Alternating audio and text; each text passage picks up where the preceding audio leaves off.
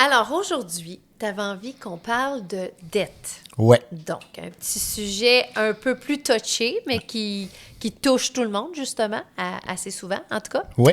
Puis donc, en partant, j'aimerais ça qu'on fasse la distinction entre la dette personnelle, la dette publique. Hein? Les gouvernements, ils ont de la dette, eux autres aussi, en masse, à part de ça. Oui. Fait que, ça serait quoi les grandes différences ou les grandes similarités? Exactement. Fait que premièrement, je voulais en parler parce que c'est important. Oui. C'est important au niveau personnel. Tu l'as mentionné aussi, les gouvernements ont beaucoup de dettes et ça a toutes sortes de conséquences. Ouais.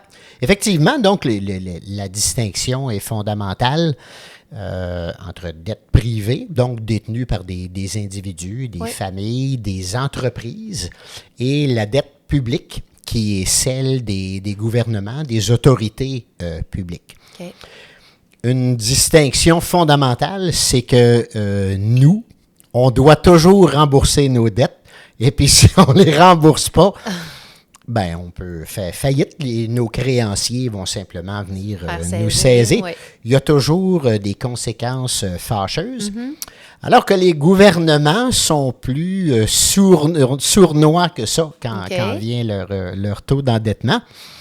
Ils ont toutes sortes de techniques pour venir à bout de diminuer l'impact de la dette et notamment en créant de l'argent, donc en utilisant des...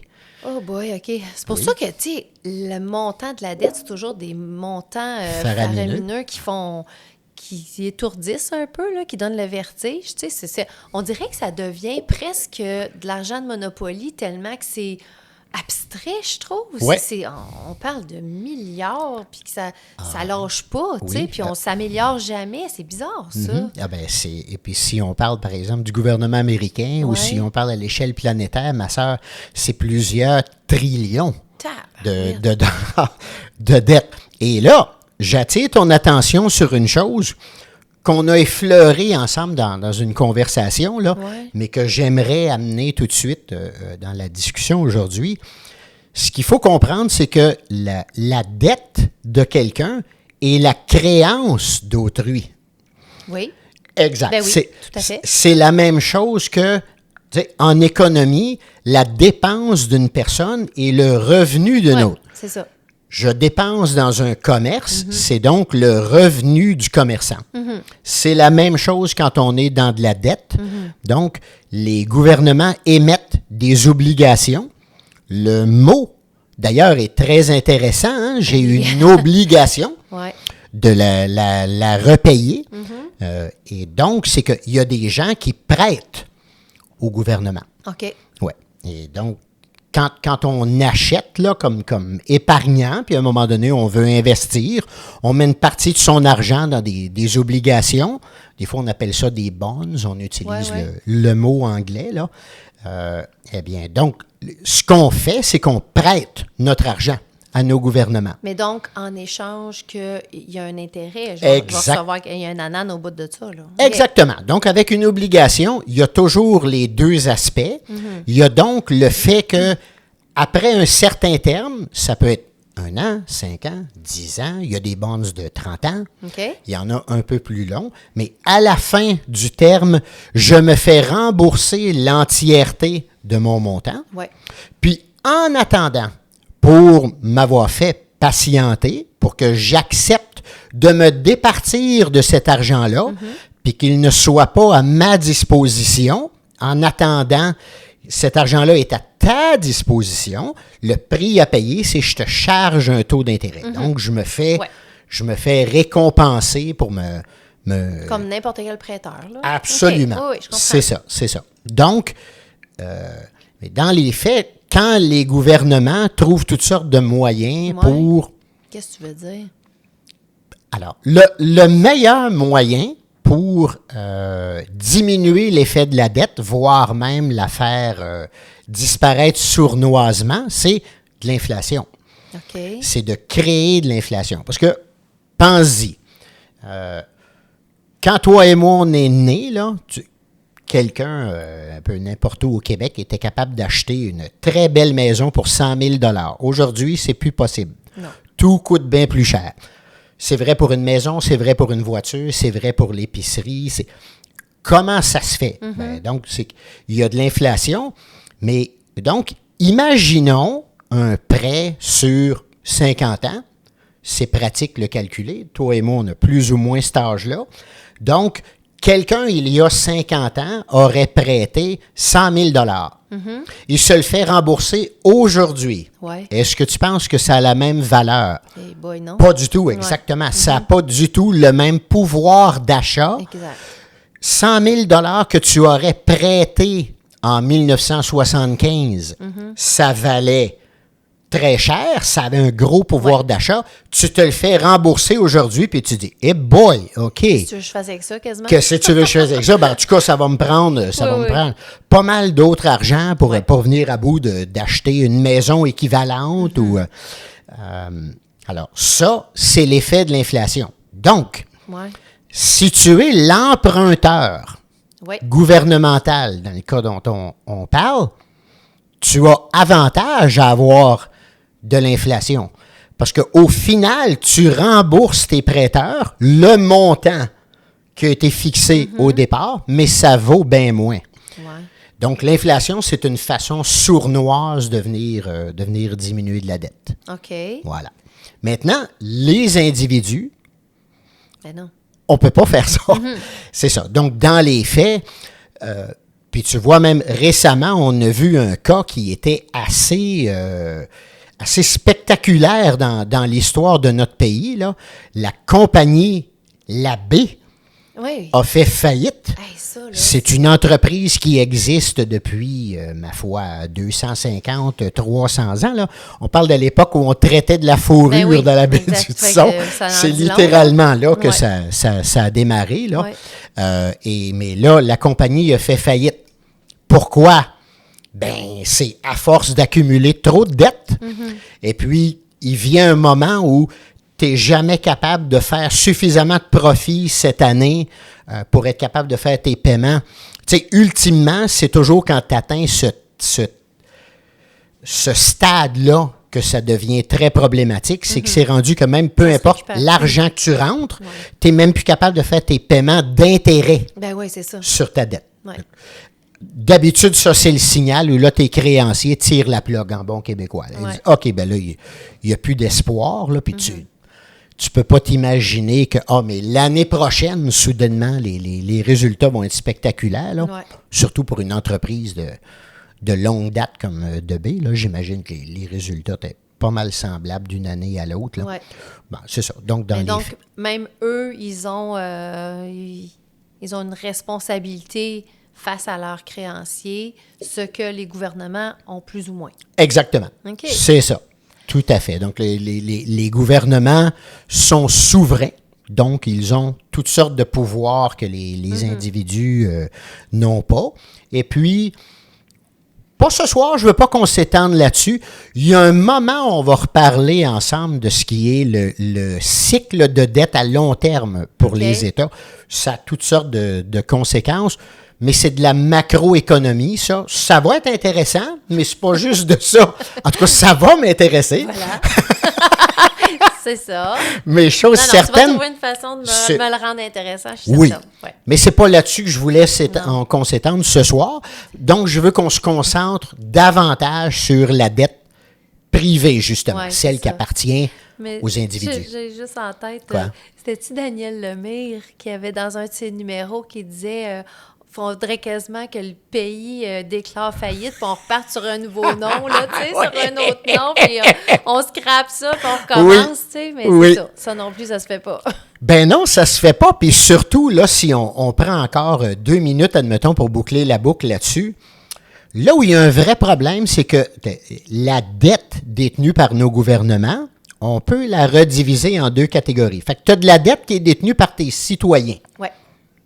Il y a des Canadiens qui détiennent de la dette canadienne. Il y a des Québécois qui détiennent de la dette du gouvernement du Québec. Je ne veux pas être méchant, mais des fois, les gouvernements s'arrangent un petit peu pour passer un savon à leurs citoyens, de temps en temps. On a vu ça dans l'histoire. Ça ressemble à quoi? Qu'est-ce que tu veux dire? Ah, ben par exemple, tu vends des obligations de guerre, par exemple, quand il y a eu la Deuxième Guerre mondiale. Okay. Puis donc, les gens prêtent au gouvernement pour faire la guerre. Puis à la fin de la guerre, tu dis, finalement, c'était votre effort de guerre. Donc, les gouvernements tournent ça que c'est plus comme un don qu'un prêt. Puis donc, ils ne remboursent pas leurs gens. Mais entre toi et moi, aujourd'hui, ça ne passerait pas. Ah, quand on aura notre épisode sur la dette à long terme, on se parlera de tout ça. Okay. Mais il y a eu des cas dans le passé également de gouvernements qui ont confisqué l'or. Donc, aux États-Unis, le président Roosevelt avait dit à tous leurs citoyens, si vous avez des lingots d'or chez vous, à l'époque, les gens avaient ça dans des coffres forts. C'est bien de valeur, mais on vous les confisque. Le gouvernement en a besoin. Wow, OK. Donc, on n'est pas totalement à l'abri. Puis donc, ce sont des moyens directs. Puis des fois, les gouvernements prennent des moyens un petit peu plus indirects. Mais donc, ça va avec tes citoyens. Là où c'est plus problématique, c'est quand tu as de la dette qui est détenue par des étrangers. OK. Eux autres, ils acceptent ça moins facilement. Oui. On va le dire comme ça. Quand c'est pas ton propre gouvernement, tu l'avales moins facile. Parce que donc, il y a des gens qui ne sont pas Canadiens, qui peuvent acheter des obligations. Absolument. Comme nous, on peut acheter des obligations américaines, chinoises, chiliennes. Qu'est-ce qui fait qu'on décide de faire ça? Tout ça se trouve sur des marchés publics, là, au même titre qu'on discute des fois que moi, je choisis d'investir dans des compagnies en bourse. C'est pareil. Un rendement quand même intéressant?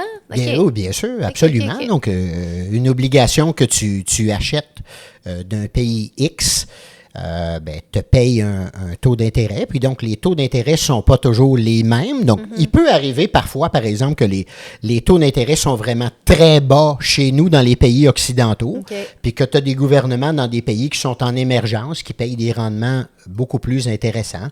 Fait que ça peut être un... Toi, tu fais ça? Non, moi, j'en ai pas. On se parlera de ça une autre fois. Moi, je n'investis pas dans les obligations. Je dis pas que c'est barré à vie. Non. Je dis présentement, c'est pas dans ce que je fais. Dans ta stratégie. Oui, exactement. Parfait. Fait que là, tu voulais qu'on parle un peu plus de la dette privée, donc personnelle. Les gens... parce que moi, ce que j'avais spontanément, ce qui m'était venu en tête, c'était de dire... Je pense que ça en prend un peu, non? De la dette, je veux dire, idéalement, tu n'en as pas trop, mais je pense que ça en prend. Ne serait-ce que, moi, j'ai envie de dire, souvent, on entend ça, ça te crée un nom? Ça te crée un crédit? Non, ça n'a pas rapport? Non, je te dis pas que ça n'a pas rapport. Voici pourquoi j'ai souri. C'est un marqueur de notre époque, ce que tu viens de dire. Parce que nos grands-parents... détestaient la dette énormément. Et nos parents, donc la génération des baby-boomers, en a eu, mais pas tant que ça. Mais nous, les X, puis ceux qui nous suivent, on a un grand appétit pour la dette. Pourquoi? Question intéressante. Parce qu'on pourrait penser que c'est une question de psychologie, on est une génération que... peut-être. Voici pour moi ce qui me semble l'explication la plus plausible. En 1982, le taux directeur de la Banque du Canada était à peu près, là, parce que je n'ai pas par cœur le chiffre, mais on est à quelque chose comme 17 % d'intérêt. Ça, c'est le taux directeur de la Banque du Canada. Ça veut dire que quand tu allais emprunter pour une hypothèque à ta banque, tu ne payais pas 17, tu payais plus. Parce que ta banque, elle se prend une marge de profit par-dessus.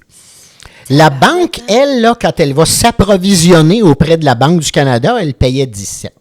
Donc, il fallait qu'elle te charge. Des gens ont emprunté à des hypothèques à 22 % à cette époque-là. Peux-tu comprendre, ma sœur, dans un contexte comme ça, comment ça se fait que les gens n'avaient pas d'appétit pour de la dette? Oui, c'est ça. Écoute, je comprends. Maintenant, reportons-nous à 2020. On est en pleine crise de pandémie de la COVID. Les gouvernements prennent toutes sortes de mesures et, entre autres, la Banque du Canada abaisse son taux directeur à, tiens-toi bien, 0,25 %. On est passé en plus ou moins 40 ans de 17 à, dans les faits, 0. Tabarouette. Est-ce qu'on peut comprendre, tantôt j'ai dit il y a 17 est-ce qu'on peut comprendre que les gens n'avaient pas d'appétit pour de la dette? Reportons-le à l'autre extrême. Ouais. La dette est gratuite. Ouais. Elle coûte 0. Peut-on comprendre que les gens ont de l'appétit pour de la dette? Ouais. Oui. Ça se peut qu'ils pensent ce que toi t'as dit il y a 5 minutes.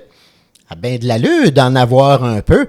Effectivement, parce que quand elle est pas chère, puis de la dette, ça a un coût, ça a un prix. On est habitué de penser qu'un bien, acheter un micro, payer un café, ça a un prix. De la dette aussi. Le prix de l'emprunt, c'est le taux d'intérêt que tu payes. Fait que quand on est à 0, là, c'est littéralement qu'on t'a donné de la dette gratuite. Alors, c'est sûr que maintenant, les gens se sont habitués à ça, que c'est normal de fonctionner avec de la dette. Puis honnêtement, quand elle est vraiment pas chère, c'est vrai. Là où ça crée un choc, c'est qu'il n'y a rien de garanti que ça reste à 0. J'en veux pour preuve, depuis 2022, elle a remonté. Ouais. Puis nous, au Canada, en général, on renouvelle nos hypothèques aux 5 ans. Ouais. Il y a des termes un peu plus longs, il y a des termes un peu plus courts, mais celui qui est populaire en général, c'est 5 ans. Puis là, on retourne à la banque, puis on renouvelle. Puis là, c'est plus pas toute la même affaire. Puis là, t'es plus capable de faire tes paiements. Exactement, parce que quand tu as emprunté à 0, bon, 0, c'est pas le taux que tu payais, là, non, mais ça pouvait... 0,25 plus la cote de... Exactement, ça pouvait te donner une hypothèque qui avoisinait les 2,25 OK. C'est quand même vraiment pas cher. Puis donc, souvent, quand tu vas à la banque, de la façon qu'ils te présentent les choses, c'est vous avez la capacité d'emprunter jusqu'à. Ouais. Puis le montant est toujours impressionnant. Oui. Surtout si on est 2 personnes, on fait un salaire correct, là, puis on a l'air des bons payeurs. Le montant est impressionnant. Puis là, tout de suite, tu sais, tabarnouche, on peut s'acheter une sacrée belle maison avec ça. Pas mal plus que je pensais. Mais le calcul de la banque, le calcul qui était présenté, il est fait sur le taux actuel, le taux au moment où il te le présente, comme si ça va rester là tout le long. Mais une hypothèque, là, surtout quand tu es un premier acheteur, là, tu la prends sur du 25 ans. Il y a 5 renouvellements que tu vas faire avant le terme et il peut y avoir énormément de fluctuations. Ouais. Mais il y a un phénomène qui est sournois, ma sœur. Revenons au 17 à 0. Ouais. Les gens de notre génération en particulier, je te dirais, parce qu'on n'avait jamais connu autre chose, on s'était comme habitué psychologiquement à ça baisse tout le temps. Donc, puis là, au pire, ça va rester au plancher. Ça, moi, je l'entendais, ça, en 2021. Ça arrivait que je parlais à du monde de temps en temps, puis toujours avec des théories macroéconomiques plus ou moins botchées, mais c'est parce que la théorie a fait leur affaire. Tu dis, les gouvernements sont tous endettés, puis là, ils n'auront pas le choix, ils vont toujours devoir stimuler l'économie, puis donc, ils vont toujours devoir laisser les prix au plancher, fait qu'on peut emprunter. Ça a remonté. Comment ça?